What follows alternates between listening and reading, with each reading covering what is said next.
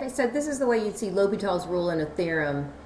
Just a description of what we did in the previous video. If the limit of a polynomial function divided by another polynomial function, which is just a rational function, if the limit as x approaches c produces an indeterminate form, okay, then the limit as x approaches that c value of that rational function is equal to the limit as x approaches that c value of the derivatives of the numerator and denominator. So we actually in an example did that, and now we're just coming back and looking at the theorem that allows us to do that.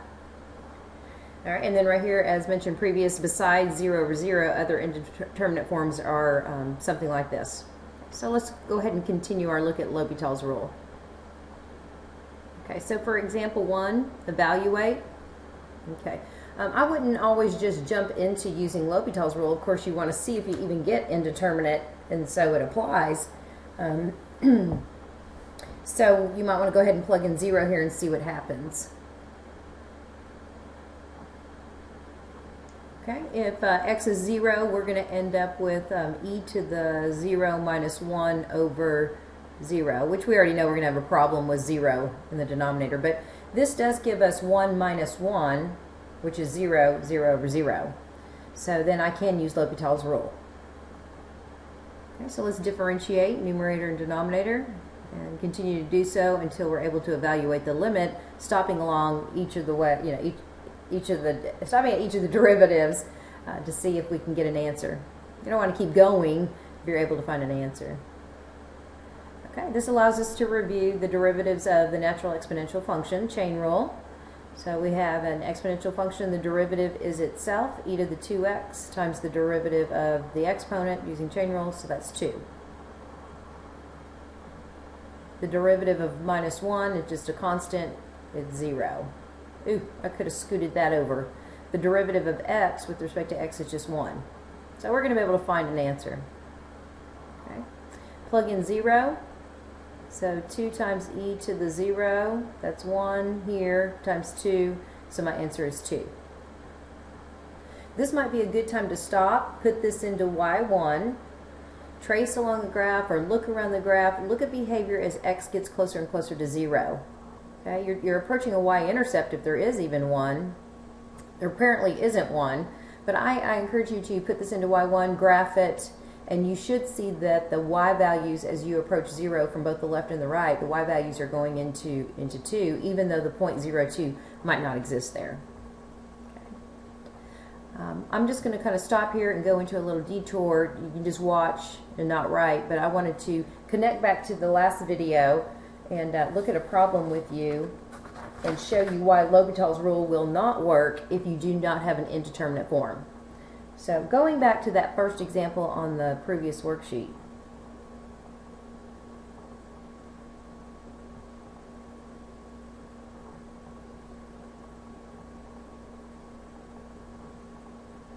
When we evaluated the limit, we ended up with 4. Let's just say that instead of taking that route, you decided I'm going to use L'Hopitals rule on everything, even if I don't get indeterminate. So let's say you didn't even evaluate, so you weren't aware that you didn't have indeterminate. Let's say you use L'Hopitals rule. Let's see what happens. Differentiate the numerator, 4x, differentiate the denominator, you get 1. Plug in negative 1, you're going to get negative 4. Okay, which is not the correct answer. So always be on the lookout to see if you have an indeterminate form before you apply this new rule. All right, jumping back into our examples here, I'm going to plug in infinity, so you end up with natural log of infinity over infinity. Well, the denominator is an infinity, but what about the numerator? Is that also infinity to where I can use L'Hopitals rule, or do I just get an answer? Well, I would think about the natural log graph. The natural log of infinity would have us be way out here, and even though it doesn't appear that it's going to infinity, it's just really slow growth. So this would end up being indeterminate infinity over infinity. Okay, so let's use L'Hopitals rule. I like this because it reminds us what the derivatives of natural log of x is, and that's going to be 1 over x, and this derivative is just 1. So plug in infinity now, 1 over infinity, the value of that fraction goes to 0. Okay, again, if you want to confirm, plug this into y1. Just kind of scroll off the screen as x goes to large numbers, infinity. The graph should be coming into y values of 0.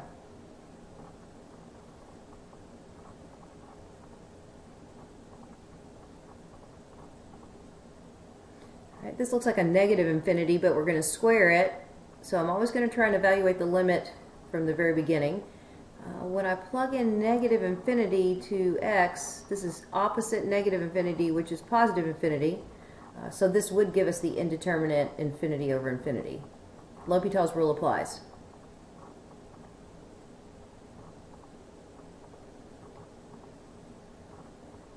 The derivative of the denominator would be the chain rule with the natural exponential function, so negative e to the negative x.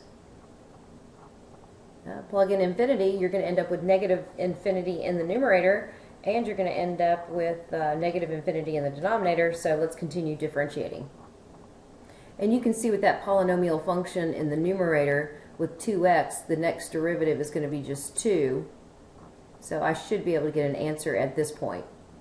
Let's see, this derivative would be, again, returning to e to the negative x. Alright, so I'm going to plug in negative infinity, so this is 2 over e to the infinity, super large denominator, value of the fraction approaches 0. Again, confirm, that's y1, graph it, trace on your graph as x becomes quite small, goes to negative infinity, the graph should be coming into 0. Alright, taking a look at number 4, I am going to go ahead and try and plug in infinity, see what happens first, and then see if I can use L'Hopitals rule, but I'm already thinking about this. L'Hopitals rule only will work if we have a fraction situation that results in an indeterminate form, and I don't have a fraction here. So that might be something to think about when we get there in a minute. All right, let's evaluate this just at infinity and see if we get an answer. Well, this would be e to the negative infinity, which is, what, a very small number. E to the negative infinity means our exponential graph is getting closer to 0. And if I plug in infinity here, the square root of infinity seems to be infinity. So it looks like when I do plug in infinity, something like this, that we notice that this goes to 0, and 0 times infinity should just give us the nice answer of 0. So I don't think L'Hopitals rule is necessary here because we do get an answer. Okay, so we don't have to use it. But let's just say that maybe some of you guys decided to rewrite this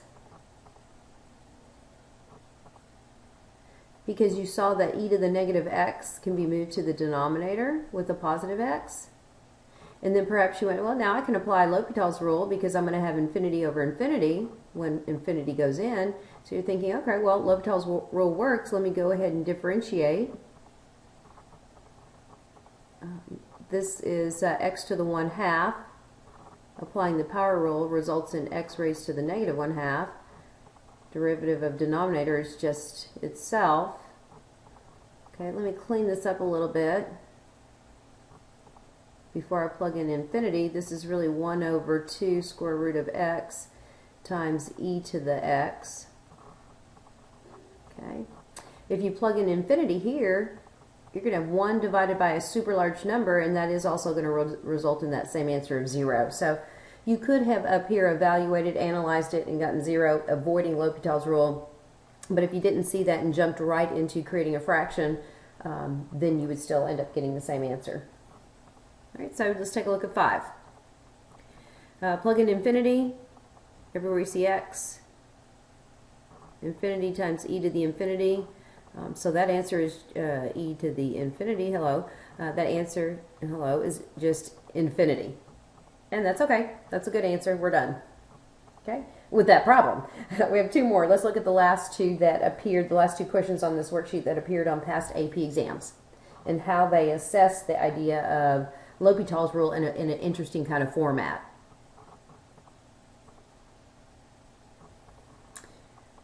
Okay, so this was a multiple choice question, no calculator, long time ago, but still kind of interesting to look at. Yeah, the objective here is to find the limit as x approaches 1. So my initial, step is going to be, well, everywhere I see x, plug in 1. Okay, so in the numerator you have an integral. So you plug 1 in for the upper limit. You quickly notice the lower limit's 1. Take advantage of that. So the numerator is going to be 0 of that integral. Well, plug in 1 into the denominator, you also get 0. So L'Hopitals rule will work with this indeterminate form.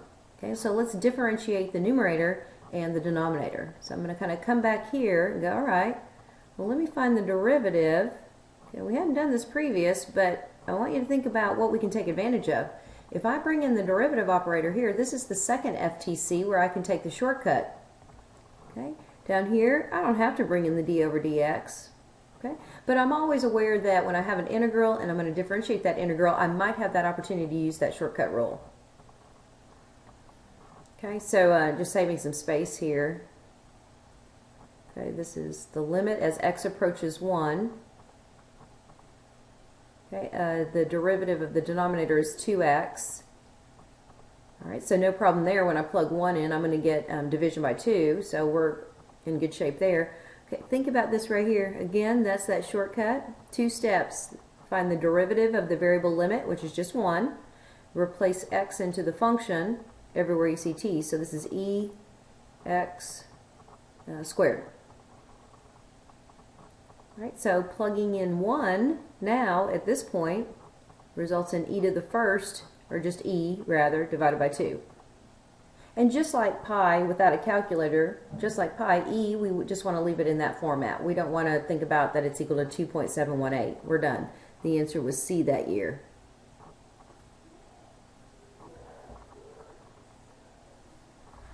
All right, and this multiple choice question right here, it was just a little more straightforward as opposed to this. Evaluating the limit at 0, e to the 0 minus cosine 0 minus 2 times 0, all over 0 minus 0. Well, in the numerator, keep going. Don't assume that it's 0 over 0. It's all about the numerator now. Well, this is 1. This is also 1. Cosine of 0 is 1, and this is 0. So 1 minus 0 is 0 over 0. Yes, L'Hopitals rule applies. So finding the derivative of both the numerator and denominator. I think it's good to practice good habits and show all the work, even though it's a multiple choice question and you're not going to get any credit for showing work. It's either right or wrong. It's just still good to practice those good habits so that when it does appear, this type of question on a free response, we've already practiced and we're in good shape. Derivative of e to the x is itself. The derivative of cosine is negative sign, so that changes the operation from negative or from subtraction to addition. So sine x. Derivative of 2x is just minus 2. Denominator 2x minus 2. Okay, I think at this point we're able to plug in 0 and get an answer, and if not, we're going to differentiate top and bottom again. So e to the 0, which will be 1, plus sine of 0, which will be 0, minus 2, all over 2 times 0, of course, will be 0, minus 2. So my denominator will be negative 2. Looks like I'm in good shape. This is 1 plus 0 minus 2. So that's negative 1. So final answer is C, positive 1/2. Okay, so L'Hopitals rule, pretty easy. Just make sure that you know that you can't always use it. You have to have an indeterminate form first before you can apply the rule.